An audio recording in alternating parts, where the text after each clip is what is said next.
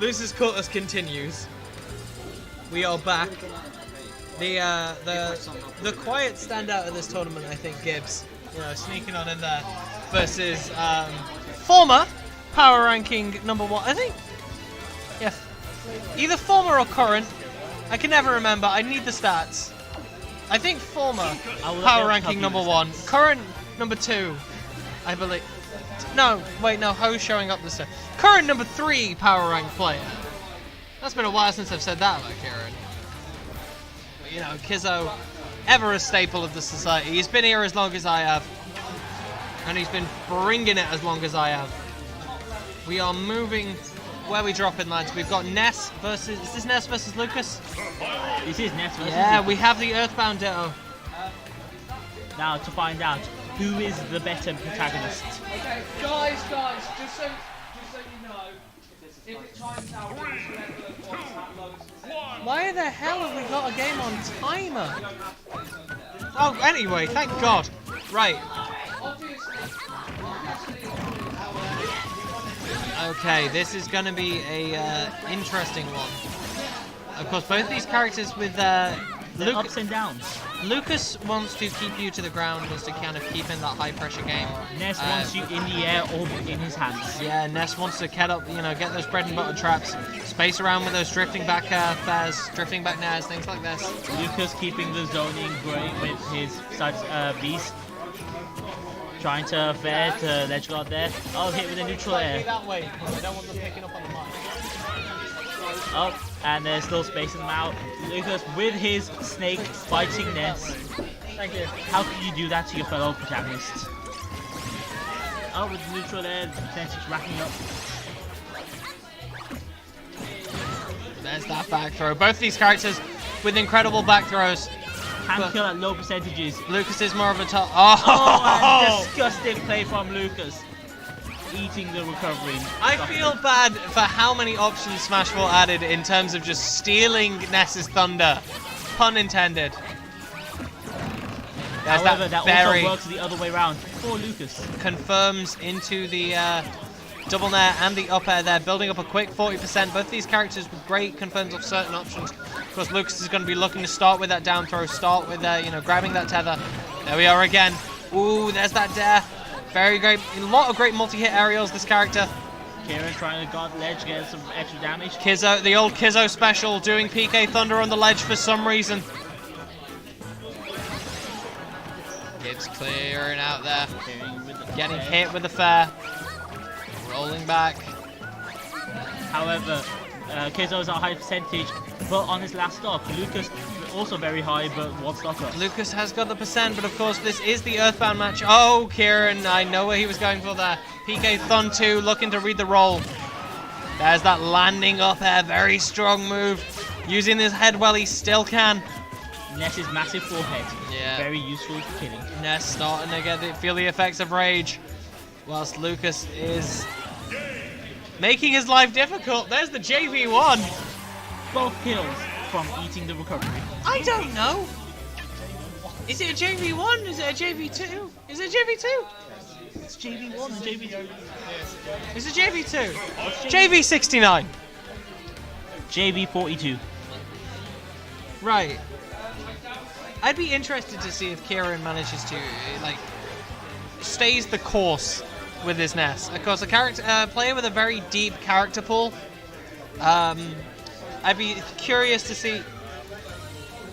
Okay, setting the stage first, then setting the character. Like I said, Kieran thinking the switch. I think he's been playing a lot of Ness today, so I think he just wanted to go with what was working. He may be switching off to Scorin. I would be surprised to see Karin.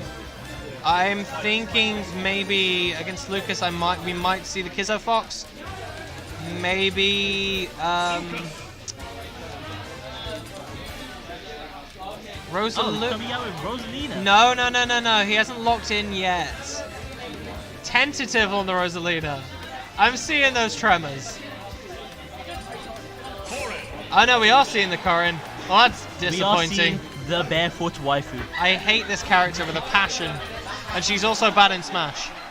Oh yes, this is a bad DDX character. wants you to go play a game. Okay. I will jump in. Welcome I hate Corrin. Ah, the legendary Kizzo secondary comes out. Although, to be fair, it's a main. He mains every character in the game, as he so frequently likes to let us know. Kieran actually just mains a single 64 cartridge in this game. The entire Super Smash Brothers as a concept, as an idea, is mained by Kizzo. So Gibbs up 1-0. Gibbs up 1-0, very decisive first game. What was the matchup? It was Ness versus Lucas. Ness feeling the brunt of Lucas just running off and absorbing PK Thunder twice in a row. Ooh. Kieran very, getting as far away from an Earthbound character as physically possible.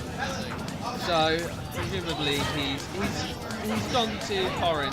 You know, he can still get early kills, but he's got a lot of range. Much easier to box Lucas out. The funny thing is, I think he's caught on to the fact that Gibbs was doing such an effective job of stealing his PK Thunders because I saw him eyeing up Rosalina. But the counterpick definitely looks like it's working at the minute. Got to be in his favour. Corrin, one of those characters that seems incredibly common within the UK, within the kind of our little talent pool. But you'd be surprised how many people don't have the matchup experience against her. I'm not sure if she's one of the less popular of the DLC characters, or just sheerly because she plays so strangely. Even at top level, she's one of the more relatively underrepresented characters for her spot on the tier list. I think the only player I can think of is Cosmos. Yes. Either way, this is a very strong start for Kizzo Game 2. I don't know who I'm particularly rooting for here, because this is another case of me commentating. Someone you've got to play. Yeah. I like how much Kieran is able to answer Lucas's options with that jab, just to kind of interrupt. It's a very versatile tool. Well, at the minute, he seems very comfortable. Forward end. Not wanting Gibbs to recover high. Spacing him out with his back airs, of course. That's the problem with Corrin. Only really one way back to the stage. The only way is up. He's doing an excellent job of spot dodging all of Gibbs' grab attempts. And that's where he's getting a lot of his punishes. Gibbs is going to be using those and Zers. Again, you see Zer into dash grab. I'm not sure if that's just a kind of a combination of the Zer input. There's that back throw. Got to clear out the stock. Much stronger back throw than I give it credit for. Oh yeah. It may not be Ness, but it is still an Earthbound back throw. Or it'll be a Zelda back throw. I liked that kind of starting the pin, landing, spot dodging, and then challenging. Waiting and using the momentum shift of Bear to move out of Lucas's attack range. Yeah. Just letting Gibbs kind of play to himself for as long as he can, keeping that projectile on the ledge, one of the best projectiles in the game, to be quite frank. Especially with that follow-up second hit. Yeah, it's a very frustrating thing to be ledge trapped by. Playing it safe. No pin to win there. So the thing There we go! Okay, so that's a fairly decisive win from Kizzo bringing it back. Able to play more to his strengths rather than suffering in the hands of a particular matchup. So the question we have is whether Kizzo decides this is working and he's going to stay with it, or he does another patented Kizzo. Well, I don't know. I must admit, on my own fault, I don't know enough about Gibbs as a player to know who he could switch off to. So he also has a cloud, as we see. Okay. Speak of the devil. Reach into your pockets. Oh look, it's a cloud. So Gibbs' cloud is strong. It's a solid option. I've played triples and as all clouds should be. The interest. So he's chosen this to compete with the just massive range advantage Corrin has over Lucas. I think this is going to be decided very much on how well Gibbs can recover using Cloud, and how comfortable and how confident Kizzo is in edge guarding. You're gonna want to be challenging Cloud. I know it's kind of scary considering the size of his hitboxes, just how fast and how versatile it is, but you can't let him go unpunished. Cloud playing that center stage game now, establishing stage control, doesn't want to be hit by back throws like that. Wants to just kind of land in the center, let Kizzo come to him. And this is a very even game. Oh, Limit Cross Slash, just gonna wait for him to Catches drop him out of shield. the shield. That's an excellent play. That And hitbox lasts at least 3 to 5 years. now let's see how much extra credit Gibbs can get. I think it's longer than an entire disc of Final Fantasy VII. So if this turns out, if this is a strong counter to Kizzo's car, and this is interesting because now if Gibbs wins this, then he has the counter hit on game 5, which means that Kizzo cannot rely on Foreign to take out his loot. Yeah, And these are the kinds of edge guards we need to see Kizzo getting. Oh, looking for the immediate finishing touch. I'm not sure if that was just a misinput. Still, we're seeing a lot of percentage from. And That up smash. 72% is nothing to sniff at. Absolutely not, it's a especially with a strong lead, especially with a character who has many kill options and as many early options as Cloud. All he needs to do is really get Limit and press button side B. Still, we could be looking. Kizzo is a very strong player. He could very easily get a very early kill on Cloud. This is something you need to constantly be afraid of. Played a lot of Clouds in the course of these last 4 years, you know. And it's already very close to even again.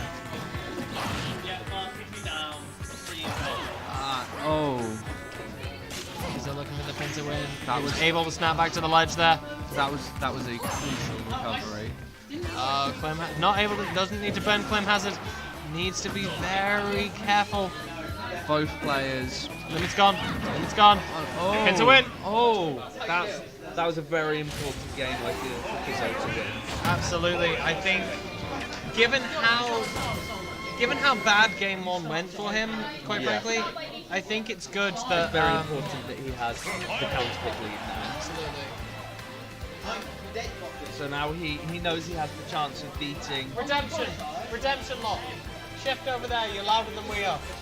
He knows that he has the capability to win in this matchup, but even if he doesn't, he then gets the counter-picking advantage in game 5. And with the amount of characters Kizzo plays, that could be massive. Absolutely. We're heading into game 4, carrying on this matchup.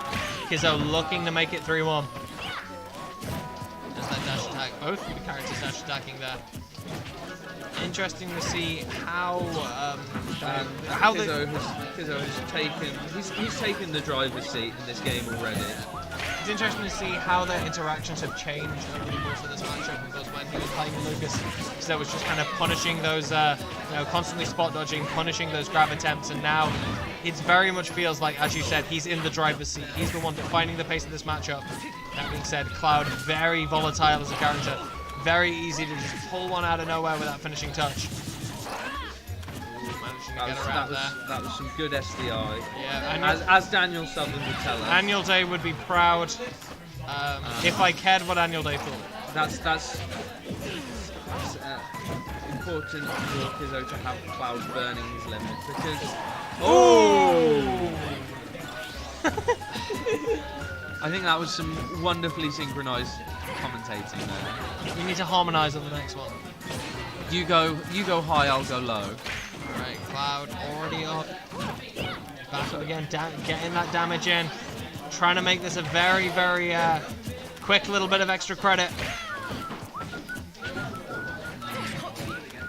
That down smash, trying to read that roll in, but you're not going to get that from Kieran.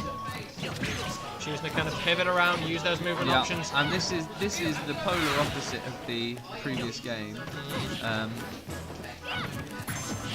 It's interesting to see, that's what Cloud kind of benefits when he can really run in and kind of blow up a player. Yeah. So it's interesting to see a Cloud pull on the back foot like that. Limit Cross Slash is going to eat through that. Got to get the kill. Okay, and this time last game we were looking at 72% to 0. Needs to be careful. That shield pressure is, that shield can only take so much, and Current does have a lot. Cloud is doing Cloud things right now. And Smashville platform coming into play there. Clem has it just at the right time. Current running off of the counter. I think Kieran thinking dividends is dividends after how game 1 went. And this is Gibbs playing to stay in this set, and indeed to stay in the tournament. Indeed, this is DE. This could end up being the last game for either of these players. which they have to fight some loser called Gaze, Gaze, I think. Days, yes. I believe because of how boring he is, they call him that. Don't, because that will stick. Here we go, last few seconds maybe. Orange spacing him out with his forward smash. There's that back air, reach the smash ball platform. Great play from both of these players, but that is going to take it. Winners finals will be next up, I believe, according to the TO. Confident stand up. Great play from both these players, though. That counter pick. Whilst we're here, you know, get the Iron Maiden on stream. I believe Iron, Legacy. No, that's the other way. Maiden, Beast Tour. Maiden, Beast Tour. My Maiden's certainly a beast. The I've taught her. legendary Iron Maid. I'm pretty sure I've seen the anime for that.